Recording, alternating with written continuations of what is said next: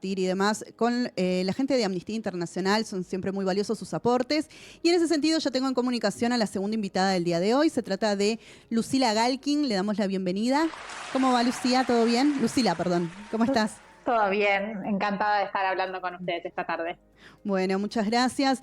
Bueno, muchísimas cosas para charlar, poco tiempo, así que voy a tratar de ser lo más concreta posible.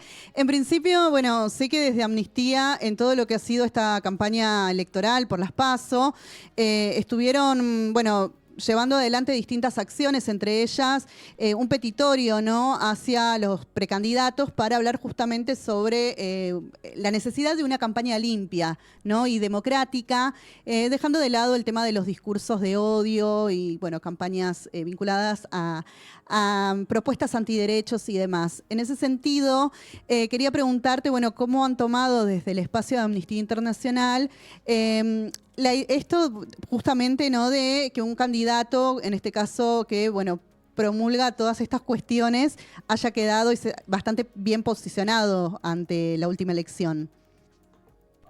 Bueno, a ver, creemos que por supuesto están calando en la sociedad cada vez más propuestas que buscan hacer retroceder las agendas de género y derechos humanos y es ahí en donde consideramos que tenemos un rol clave en poder sensibilizar sobre, bueno, qué significan los derechos humanos conquistados, qué significan estas propuestas que se hacen que muchas veces son inviables en la práctica porque implicarían por supuesto, reformas constitucionales, o sea, son inconstitucionales y por sobre todo vulneran nuestros compromisos internacionales en materia de derechos humanos.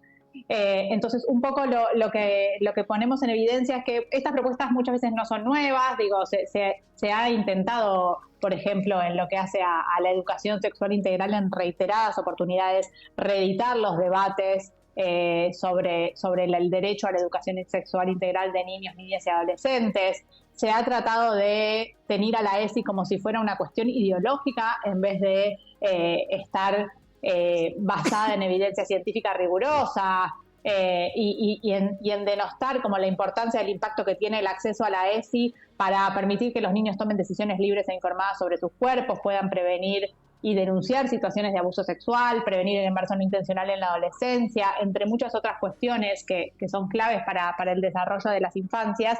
Y en su lugar lo que se busca es de alguna manera deslegitimar estas luchas como se ha hecho en muchos otros contextos, digamos, cuando por ejemplo se han debatido leyes que han reconocido la ampliación de derechos como ser el matrimonio igualitario, la ley de identidad de género, la ley y el debate por la legalización del aborto en nuestro país. Digo, en cada una de estas ocasiones se ha tratado de hacer retroceder la educación sexual integral y tenemos sobradas pruebas de que nada de lo que se ha dicho en esos contextos y lo que se hace tratar de decir a la ESI es realmente lo que está por detrás de una política de Estado que reconoce el derecho de las infancias a acceder a una educación desde el nivel inicial hasta la educación superior.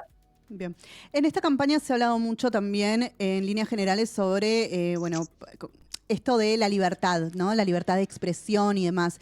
¿Cómo tomás, o cómo toman desde el espacio de Amnistía justamente estos discursos, ¿no?, vinculados a, bueno, es válido decir tal cosa porque tengo el derecho a expresarme libremente, ¿no? Como poder distinguir respecto a cuando me estoy expresando libremente o cuando estoy siendo agresivo o estoy diciendo algo que, bueno, que no corresponde, ¿no?, básicamente, o yendo atrás en cuestiones vinculadas a los derechos de las demás personas. Mira, traes un tema sumamente importante que venimos trabajando de manera bastante profunda, que es esto, ¿no? ¿Qué pasa cuando a través de la libertad de expresión se trata de justificar cualquier tipo de comentario, opinión, etcétera, que pueda tener un impacto en la vida de otras personas? Para empezar, por supuesto que hay algunos discursos que sí encuentran algunos límites, que son aquellos discursos que incitan a la violencia y al odio, y eso sí se encuentra regulado por nuestra normativa. Uh-huh. Pero también, bueno, vemos que en el marco de el debate, lo que busca hacerse muchas veces es denigrar al otro, insultar al otro y ponerlo en una situación de sí, deslegitimar, por decirlo de alguna manera, lo que está pasando, y esto por supuesto que encuentra límites en materia de derechos humanos. Lo que vemos es que se trata de hablar que estamos impulsando la libertad de expresión cuando en realidad lo que se está haciendo es silenciar las voces de quienes piensan distinto. Por ejemplo, lo que vemos que está pasando en la Argentina actualmente con periodistas, principalmente con aquellas periodistas que buscan hacer impulsar las agendas de género y diversidad, que están siendo víctimas de ataques coordinados, de hostigamiento y de violencia, sobre todo cuando ponen o buscan posicionar las agendas de género. Y cómo esto de alguna manera está impactando en hacer mermar el posicionamiento de estas agendas en la agenda pública, ¿no? Cada vez hay menores coberturas sobre algunas de las agendas que atraviesa, como ser temáticas como abuso sexual infantil, aborto, diversidad, femicidios, temas que, sin embargo, están más vigentes que nunca en la Argentina, y de eso dan cuenta las cifras en nuestro país.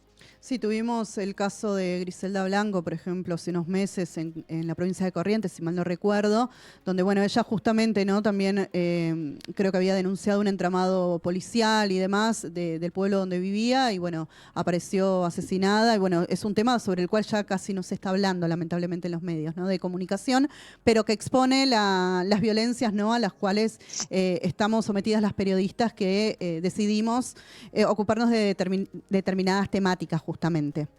Así es, ¿no? Hay estudios que dan cuenta de que el 80% de las mujeres con voz pública, que se entiende esto, las periodistas y defensoras de derechos de las mujeres y diversidades, ha dejado de opinar sobre determinados temas, que el 40% se autocensuró y un tercio ha cambiado de puesto laboral por estar constantemente expuestas al hostigamiento y la violencia.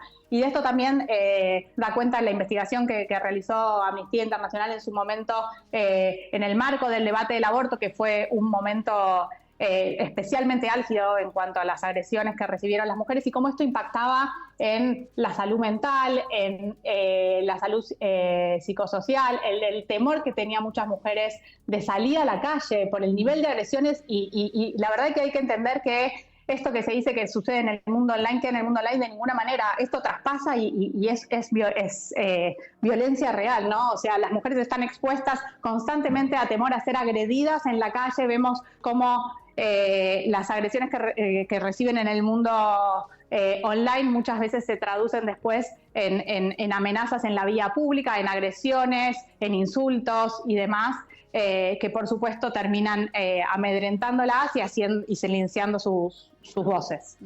Lucila, volviendo un poco al tema de las PASO, básicamente, quería traer a colación las declaraciones de la actual candidata a presidenta, Miriam Bregman, que esta semana en una de las entrevistas que dio justamente hablaba, ¿no? de los chicos de Rappi, ¿no? Ella hacía el comentario de que ellos habían festejado, en este caso, el triunfo de Milei, y decía, claro, ese sector o estos pibes que no tienen ni obra social, ni aportes, ni vacaciones, ni aguinaldo, ni demás, no sienten tal vez que le están quitando derechos. Lo que sí sucede tal vez en determinados espacios o sectores más privilegiados hoy en día o con necesidades básicas cubiertas, ¿no? Que tienen esta lectura, ¿no? de el discurso antiderechos de distintos sectores, ¿no? De la derecha. En este sentido, yo quería preguntarte, ¿cómo se puede plantear una agenda feminista, una agenda vinculada a los derechos humanos ante personas que no tienen los derechos básicos en este momento en la sociedad? A ver, es que los derechos humanos atraviesan esos derechos básicos y justamente lo que buscan es que se garantice la inclusión de esas personas en la sociedad, el acceso al trabajo, a la salud, a la educación en condiciones de igualdad y sin discriminación, y es desde ahí donde se da esta lucha. Por supuesto que desde bajo el mote de hablar de libertad se busca, digamos, establecer que uno está promoviendo que estas personas vayan a ser más libres, cuando me gustaría entender en la práctica cómo algunas de estas propuestas podrían efectivamente dar libertad a estas personas si no van a tener acceso a la educación en condiciones de igualdad, acceso a la salud, bueno, si no van a tener acceso a una educación sexual integral que justamente empodera a las personas para la toma de decisiones libres e informadas sobre sus cuerpos y que ha tenido el impacto que ha tenido como de prevenir el abuso sexual en las infancias, como veníamos conversando, del embarazo no intencional en la adolescencia, entre otras cuestiones claves que inciden en este sector de la sociedad que mencionás, porque, por ejemplo, la falta de educación sexual integral lo que genera es la reproducción intergeneracional de la pobreza, muchas veces al no tener, al tener embarazos adolescentes en edades tempranas no deseados, y que eso acarrea un montón de responsabilidades que impiden poder cumplir con el plan de vida de cada una de estas personas y llevar adelante sus trayectorias de vida conforme a sus deseos. Entonces, digo, hay un montón de cuestiones que se ponen en juego y derechos humanos básicos que se ponen en juego estas personas con la implementación de estas propuestas. Y creo que lo rico sería como que den explicaciones, ¿no? los candidatos sobre cómo estas propuestas podrían impactar en realmente garantizar los derechos de estas personas que se sienten representadas bueno, con sus propuestas, con su plan de candidatura. Sí, sí, y también pensaba un poco, ¿no? Y esto lo digo también como militante, esta idea de poder generar también esos discursos y esos espacios, ¿no? Los sectores feministas, los espacios de derechos humanos y demás, que logren interpelar esos sectores de la sociedad que hoy por hoy no se sienten interpelados, lamentablemente, ¿no? Con pensar justamente que medidas o políticas públicas como la ESI realmente les va a cambiar la vida, ¿no? Tal vez desde nuestros espacios sí lo podemos ver, pero esto se vio manifiesto lamentablemente en la votación justamente del fin de semana, me parece. Sí, sí. La verdad que creo que hay una decepción, ¿no? de la política y una falta de encuentro de muchos sectores de la posibilidad de eso, de llevar adelante su plan de vida, de encontrar un trabajo para los jóvenes, sí, de insertarse en la sociedad y que no han conocido también muchas cosas de nuestra historia, ¿no? del recorrido que ha tenido la Argentina para llegar acá y lo que implican las conquistas en materia de derechos humanos.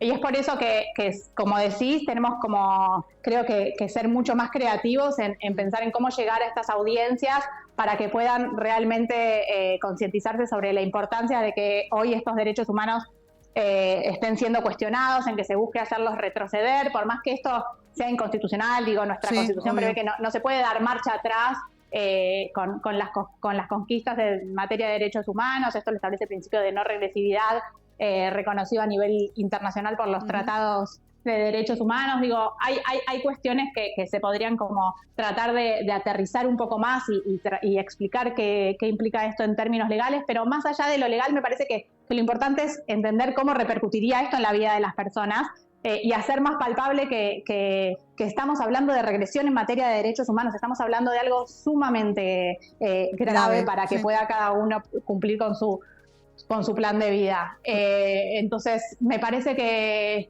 es ahí donde debemos trabajar, donde debemos ser todos más creativos para poder también interpelar estas audiencias a las que hoy de alguna manera no se está llegando con estos mensajes y con estos contenidos. Totalmente. Lucila, te agradezco muchísimo tu tiempo. Hoy sabíamos que iba a ser bastante acotada la nota, así que bueno, gracias por la buena onda de siempre y estamos en contacto. Un beso grande. Un beso grande, muchas gracias a ustedes. Hasta luego. Que estés bien. Bueno, charlamos con Lucila Galkin de Amnistía Internacional y hoy salió cronometrado el programa, no lo puedo creer. Del otro lado, bueno, Cande se lució hoy. Corazoncito. Baby Cande le podemos decir desde ahora. Baby Cande. Bueno, no me queda mucho más para decir, simplemente que se queden en Radio.0. Llega la gente de Hielo para Todos. Bueno, para todes. ¿Hielo para todes? ¿Podemos cambiarle? Todas. No. Ay, Victoria. Está chinchuda, Victoria. Hoy no sé qué le pasa. Lo dejo así abierto. Veremos cómo se desempeña, cómo se desenvuelve ahora en su programa, pero está chinchuda. No, la seguí exponiendo. Bueno, algo más. Tenía que decir también, no me quería olvidar de, agradecerles a los y las compañeras que estuvieron en el especial que llevamos a cabo el domingo pasado. La verdad que estuvo muy divertido, mucho trabajo en equipo, estuvo muy bueno. Están subidos los bloques en el canal de YouTube de Punto Cero, así que vayan a verlo, que fue muy divertido y hubo de todo un poco. Así que bueno, mandarles un beso a mis compañeros y compañeras que estuvieron en esa emisión especial. Sugerirles que se queden, como ya dije, escuchando Hielito para Todos. Y bueno, nos estamos encontrando entonces el próximo miércoles desde las 18 horas en Ahora Nosotras. Adiós.